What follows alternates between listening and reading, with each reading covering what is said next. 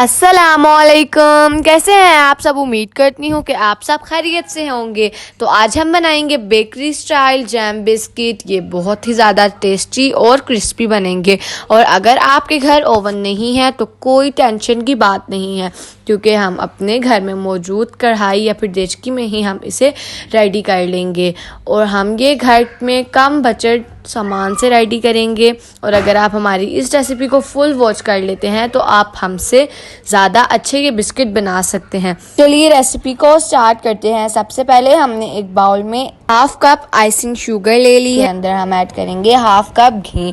Half cup घी यहाँ पर हमने इसमें ऐड कर दिया है। हाफ कप घी ऐड करने के बाद हम इसे अच्छे तरीके से मिक्स कर लेंगे। हमने यहाँ पर इसे अच्छे तरीके से मिक्स कर लिया। इसके बाद हम इसमें तकरीबन 2 से 3 ड्रॉप वनीला एसेंस के ऐड करेंगे।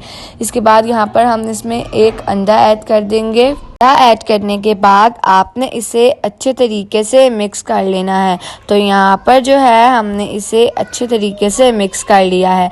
इसके बाद हम इसमें ऐड करेंगे नमक। थोड़ा सा आपने इसमें नमक ऐड कर देना है। फिर हम इसे अच्छे तरीके से मिक्स कर लेंगे। तो ये अब जो है एक क्रीम की फॉर्म में आ गया है। अब ये रेडी है। तो अब हम ले लेंगे 1.5 कप मैदा। आपने मैदे को छांट के यूज़ करना है। इस तरह से आपने जिसमें भी आप अपने घर में नॉर्मल मैदा वगैरह छानते हैं ले लेना है। और इसमें आपने 1.5 कप मैदा ऐड कर देना है। जो भी चीज़ आप यूज़ करें मैदा तो स्पेशली छान के यूज़ किया करें। इसके बाद हम इसमें ऐड करेंगे 1 टेबलस्पून बेकिंग पाउडर और आपने इसको छान लेना है। इसके बाद आपने इसमें 2 टेबलस्पून कस्टर्ड पाउडर ऐड कर देना है। 2 टेबलस्पून कस्टर्ड पाउडर ऐड करने के बाद आपने इसे अच्छे तरीके से मिक्स कर लेना है।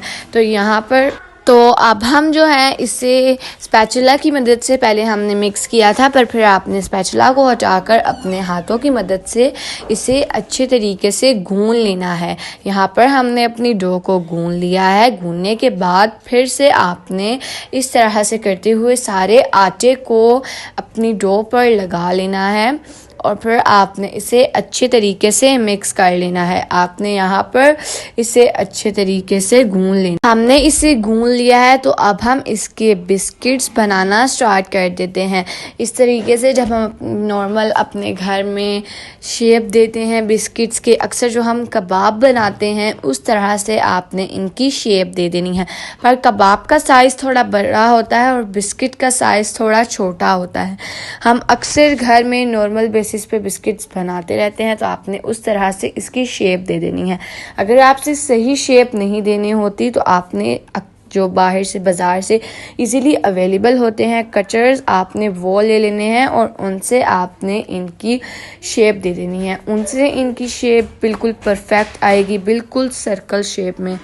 तो यहाँ पर जो है हमने इनकी शेप दे दी है। आपने इसके बिल्कुल मिड में सेंटर में एक इस तरह से होल कर देना है जिसके अंदर हम जैम फिल करेंगे।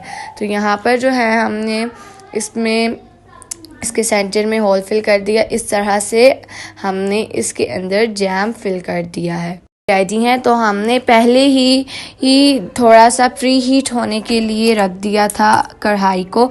उसके बाद हम इसमें बिस्किट ऐड कर दिए। तो ये देखिए कि हमारे बिस्किट कितने परफेक्ट बने हैं। और इसकी खस्ता बनने की निशानी ये है कि ये जो आप देख रहे हैं ये साइड से इसमें ये जो स्क्रैचेस हैं ये बहुत ही ज़्यादा अच्छे होते हैं। जिन बिस्किट्स पर ये आ जाए तो समझें कि आपके बिस्किट बहुत ही ज़्यादा अच्छे बने हैं। पीछे से भी आप देख सकते हैं ये बहुत ही ज़्यादा अच्छे बने हैं। तो अब हम इन्हें डिश आउट कर लेंगे। तो ये देखिए कि हमारे jam biscuits, yummy jam biscuit, crispy और मुंह में घुल जाने वाले जैम बिस्किट्स रेडी हो गए हैं। आप हमारे चैनल का विजिट करें। आपको हमारे चैनल पे हर किस्म की वीडियो देखने को मिलेगी, जैसे कि स्वीट्स की, बिस्किट्स की, केक्स की, हर किस्म की अच्छी वीडियो। आप हमारे चैनल को लाइक करें, शेयर करें एंड सब्सक्राइब करें और ज़्यादा से ज़्यादा अपने दोस्तों के साथ शेयर करें। बेल आइकन को प्रेस कर लें ताकि हमारे आने वाली हर वीडियो का नोटिफिकेशन सबसे पहले आप तक पहुंचे। तो इसी के साथ आप सबसे इजाज़त चाहूँगी। अल्लाह।